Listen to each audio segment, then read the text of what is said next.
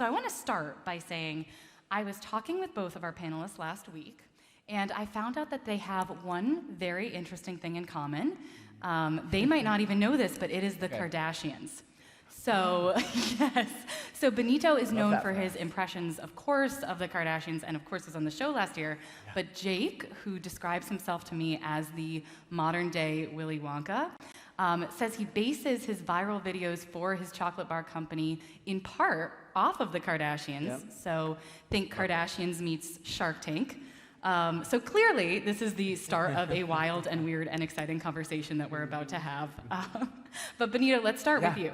So I want to know, what was your first step in figuring out how to monetize your social media fame? Yeah, this mic, I'm obsessed. Like, are you kidding? Yeah, it's so funny. I feel like the first step was I accepted product in exchange for videos. So, I'd like make a video for a sweatshirt, and at the time I was like, I've hit it big. Like this is it. I'm like making a full like hour-long video for a $5 toner. But I think that kind of signaled to brands that I was interested in working with them. But what I've always said, and I think this kind of sounds intense, but I've always treated brands like they're almost like a guest in my house if I work with them. And I think that's really helped me to grow and be able to continually monetize. Because it is supposed to be a collab, but people come to my page and my house to laugh and see a true sketch that they feel like is true to me. So I always try to like bring it back to that, and I think that's helped me to continually monetize throughout the years. That makes sense. And Jake, for you, being the co-founder of a chocolate company doesn't exactly scream content creator. So what was, your strategy behind making these behind-the-scenes videos of your startup? Well, first off, if we're gonna collab, I gotta come to your house and stay there. Come over. Not just virtually. It's not a shoes-off house. I want people to know that. Like, it's fun. Yeah, so for us, it was like, I went to the grocery store and I was like, there's 40,000 products on a typical grocery shelf. And every time I'd walk the aisles, I never felt something deeply. But you go to a cosmetic store, you go to a fashion store, you feel something, there's this obsession. And when I was pitching my sister and my brother-in-law on how we're gonna build this, blow it up, I said, why don't we take the drama from the Kardashians, basically people love that, take the entrepreneurship from Shark Tank, and then take boldness from outspoken founders and just show it, show everything, broadcast it, basically document the good, the bad, the ugly, and that will show the behind the scenes of how we're building this business. And I mean like showing breakdowns, therapy sessions, humorous things like make music videos. And when you show that, the consumer no longer sees the chocolate bar on the shelf at the grocery store. They see the Midday Squares team, they see me, Leslie, and Nick, and they know our personalities and our story, and they feel emotionally connected. And that's what I'm hoping to do, is inspire the food industry to take that initiative to telling stories. Most founders I talk to absolutely do not want to share anything about their failures or their finances and are very closed book. What is your strategy about being open book? Is it about consumer trust, or what are you looking for? So build out loud. I think someone that does it really well is Elon Musk. He's like a marketing machine for Tesla and SpaceX. For us, it's like if we share it, if we're very transparent and show the good, the bad, the ugly, investors will trust us because they'll see that this is who we're getting. They know who you're getting. For consumers, you can now relate. So when I show that I'm breaking down mentally and I have a therapy session, I'm crying and I'm going through something very tough, that's relatable to the average human. So that creates this trust that is so powerful, which again, how do you support someone or a brand that you like? You either purchase their product or tell someone about it. And that trust and relatability is driving that. You also need a good product too, I think. Yeah, absolutely. I think that's important. Yeah.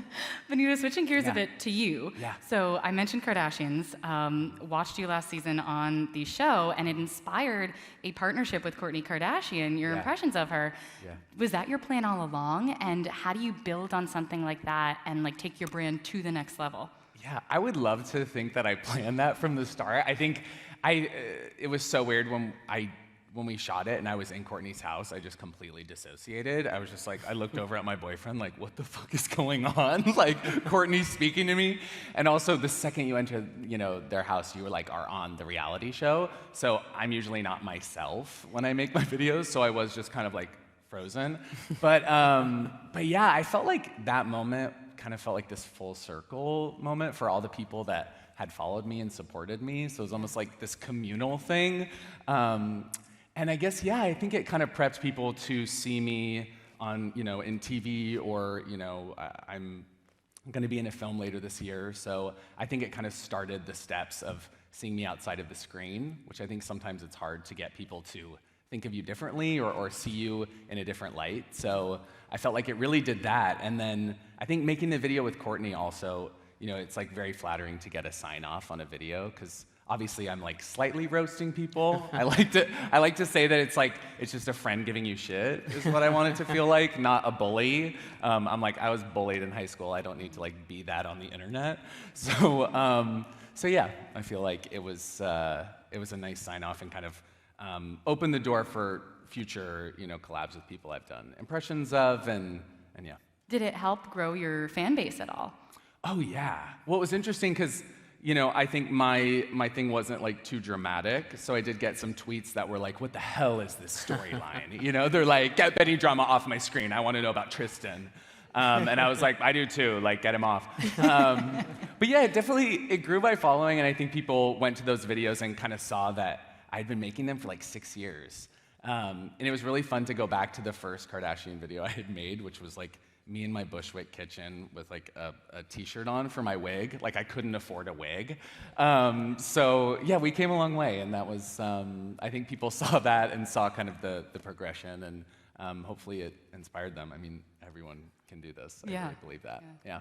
That's awesome. I want to come back to your future plans and the TV and film, but I want to ask a really hard question to Jake first. You better. Jake, you were recently sued by Hershey, which is hard for a new company. Can you tell us about that and your reaction to the lawsuit? Oh yeah, so first of all, big fan of Hershey's legacy brand. Reese's, I actually have my Reese's outfit, the orange, the hat, the whole 9 yards. But drama. Yeah, it's good Speaking drama. of Benny drama, this is good drama. Let's get him involved in it. Let's talk legal. I'm like, oh, okay. So when we had in 2021, March 2021, we had an acquisition talk with the Hershey's M&A team, and this is before the whole dispute. And our goal as a company is actually to build it long-term, is to build a modern-day chocolate snacking conglomerate. That's our goal, so to be a new version of a Hershey's.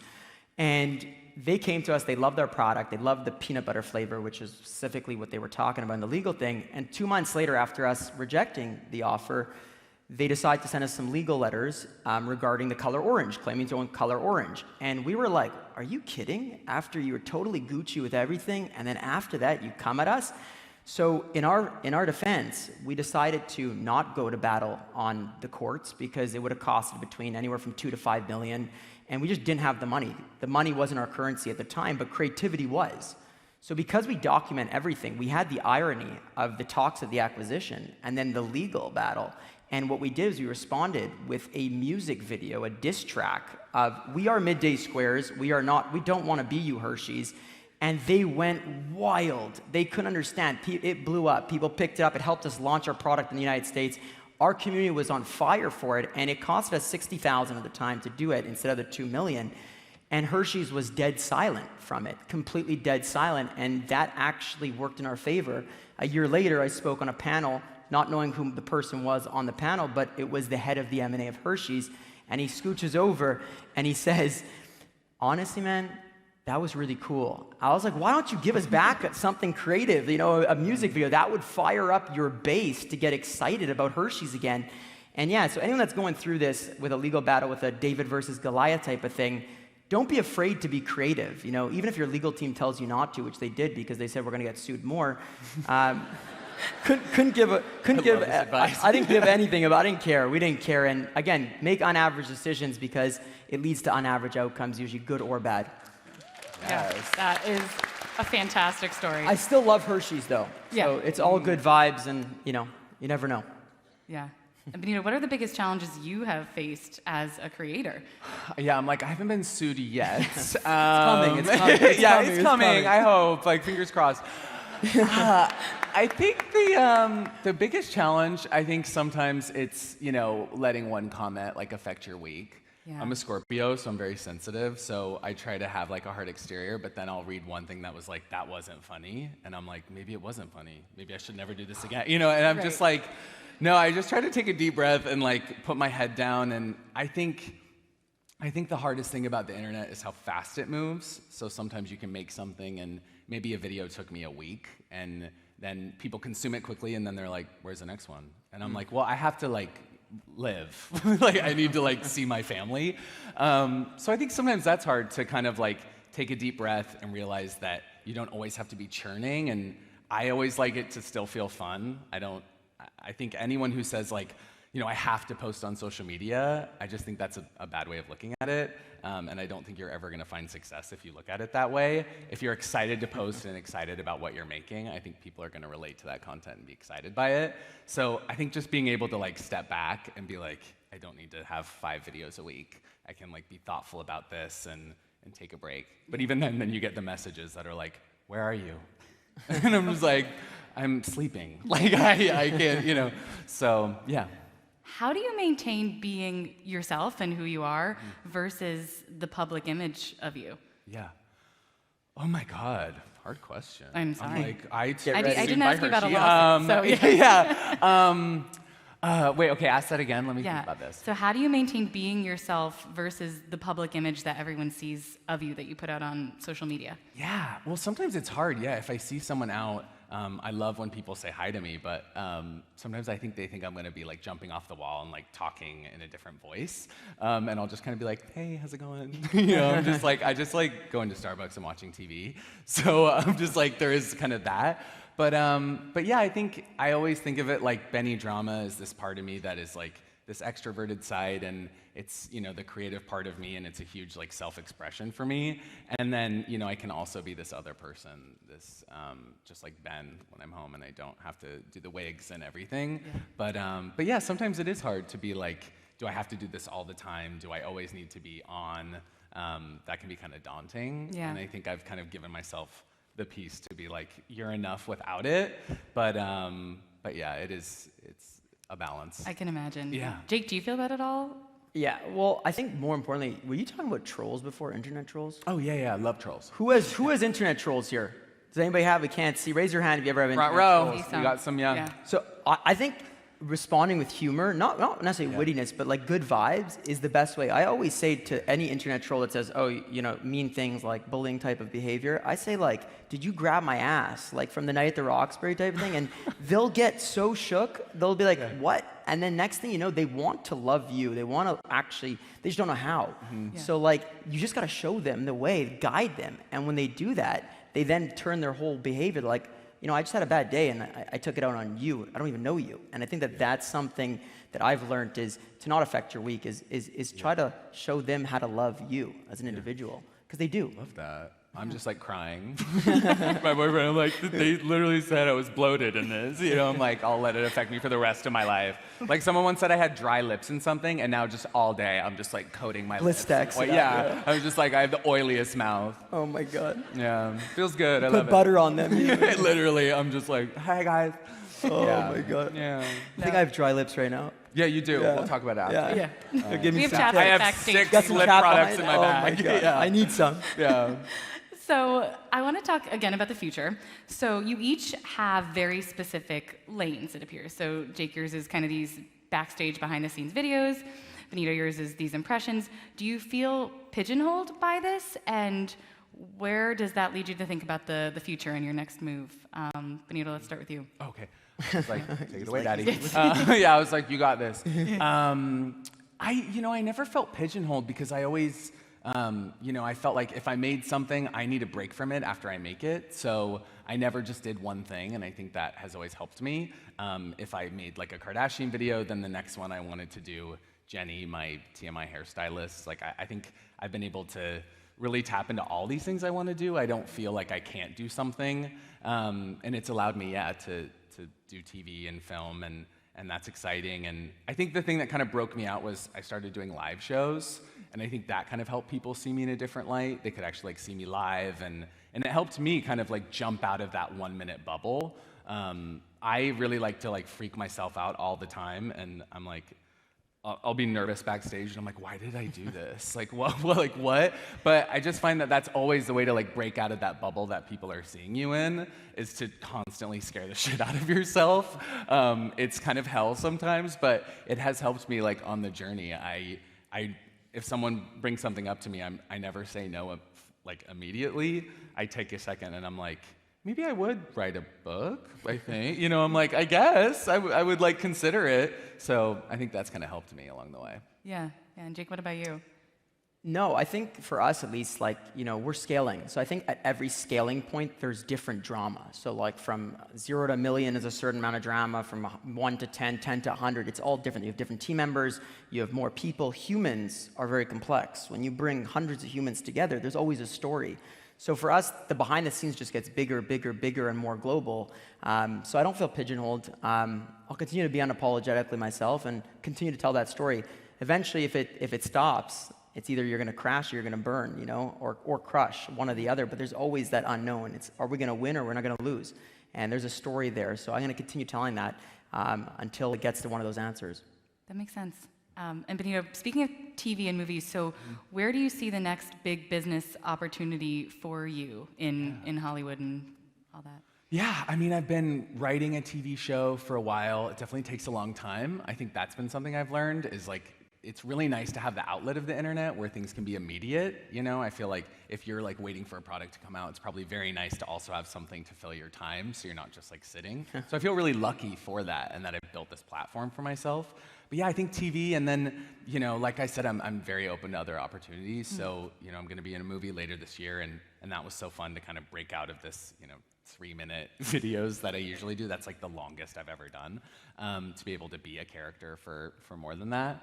But yeah, I think that's kind of my next thing, and I always thought to myself, like, even if I do that, I never want to stop doing my bread and butter and what I've always loved doing, which are these sketches. And I think it's such a great outlet for me, and also a way that people can feel so close to you. I think sometimes TV and film feels so distant, kind of like these iron gates, whereas I just think the internet has like brought in this personal aspect, and it is always funny if somebody's talking to me and they like know very intimate things of my life. Like, it is kind of strange, but I also love it. I feel like that's just that kind of contributed to that communal feeling I was talking about with the Kardashians, where people feel like they're a part of this journey with me, and they are. I mean, like, I would not be here if it wasn't for the people that have supported my videos and have championed my work. Absolutely. So, yeah. And I see a really interesting audience question just came in, which I think would apply to both of you.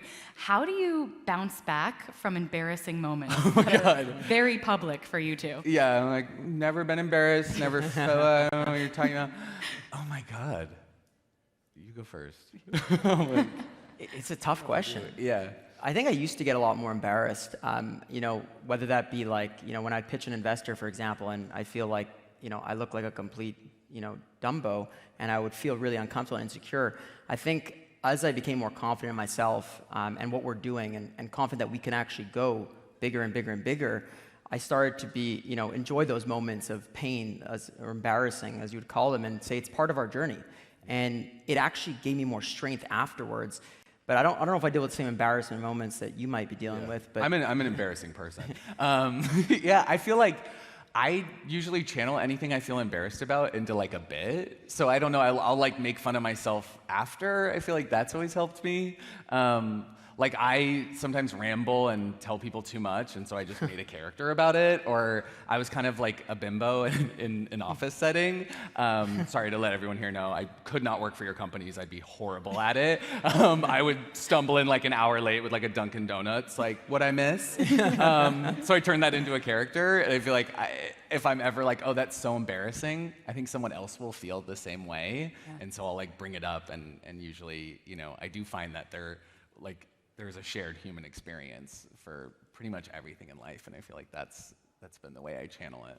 But totally. I'm sure I've embarrassed myself, and maybe I'm like oblivious to it. No, I think we all have. Yeah, it is it's part of your game. Yeah, exactly. It's I'm like, that's the point. Yeah. Have you ever thought of launching like a product? Here we go. Oh, See, shit. 30 is under this- 30, this is how it happens. This is the Well, why spark. not? You know, Yeah. You Do I built an sense a audience. Well, collab? this is a collab, my chocolate square. Yeah, I it's was going to coming. talk to you about this. Next week, you know? Yeah, I think so. I think I like always tiptoe into things. Like I think the closest I've got is I just did a lipstick with MAC, and that was from like a character, which I really liked. It was like almost making these characters exist in the real world, which was exciting to me. But yeah, well, we were gonna Yeah, the talk. chocolate, the Yeah. house. Yeah, stay at your it house. all. Yeah, Love a vibe. there's something here. Yeah. Yeah, I'm moving to Canada. And speaking of that, we just got in another question that's actually really building off this. Yeah. So when starting your company or your brand and you meet an investor or celebrity, what do you feel is the best way to add value to them and kind of pitch yourself? You want me to take this?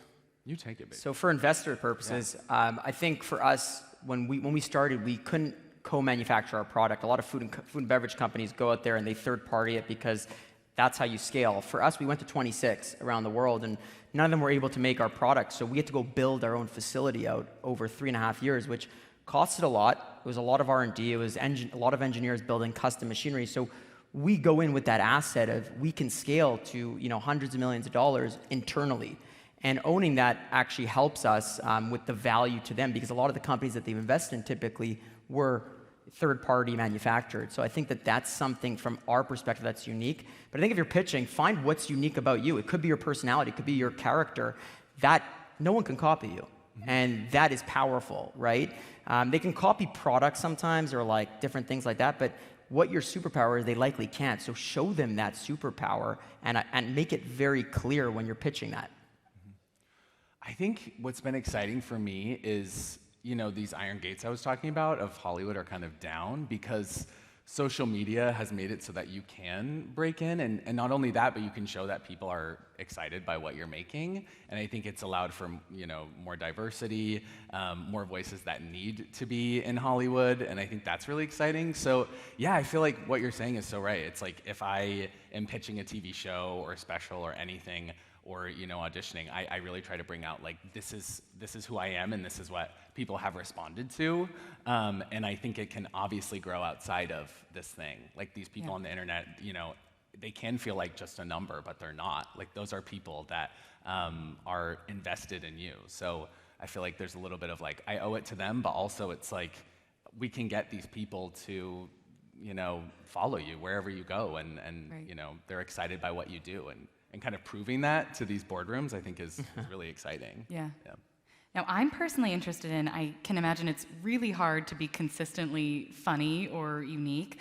What are your top tips for coming up with new material? Oh my God. I would say, like, I think I spent a long time in the closet, shockingly, but everyone here is like, you're not straight? Like,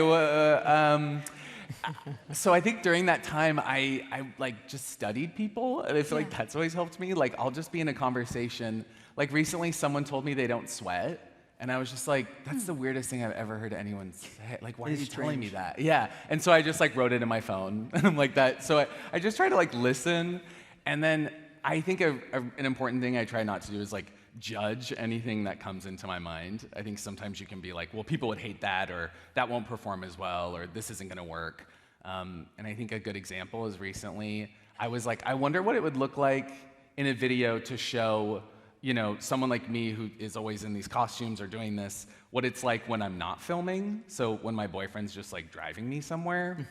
And I just thought like, it's funny to me, so maybe a few people would laugh, and it like really hit. I saw your Gaga video of that. That's it, yeah. And so sometimes it's like, oh yeah, this thing that maybe I would have like shrugged off in the shower and just been like, that's not really a great idea. I kind of like allowed myself to see it through, or at least like give it space. I think it's really easy to trend chase or be like, well, no one's done something like that, or that hasn't worked for me in the past. It's like, try it. It's not that deep. Yeah. It's not. And Jake, what about you? Yeah, no, I think it's a little different for us. I think it's very different actually. But I have a question. Does your boyfriend? Do you ever drive your boyfriend at all? No, Yeah, that's the thing. It's just. Yeah, no, drives you- I hate driving. I Okay, can't. so you And have a he's- license. You have a license. I do. I want this on record. I do have a license. It's just I'm not great behind the wheel, and That's fair. you know, and I think it's for the safety of all that I'm not driving. Has there been an Especially- incident? There's never been an incident, not since like high school. parking meter or but, something? but also for the Gaga thing, I'm wearing boots that have platforms like this. That's a hazard. Yeah. You know, and I can't. I have to factor that in. But Yeah. and he likes driving. I swear, he loves it. We're gonna ask him. We're gonna ask him. Yeah, but I have been getting comments lately like, "Oh, nice of you to have a chauffeur." And I'm like, "It's not. It's my boyfriend." Yeah, What's your boyfriend's name? Terry. Terry. Shout out Terry. Shout out Terry. We love him. Yeah, You Jake, start any clapping, yeah. last minute advice on you for top tips for coming up with new content? Be yourself. To me, that's the strongest way. You are your best version when you are yourself. When you're trying to be someone else, well, sometimes you're impressed. Yeah. You could become very good at that. But I think being yourself is where the content will come, and it will be as natural as possible. Yeah. Amazing advice. Well, thank you both so much, and thanks all of you for joining us this morning.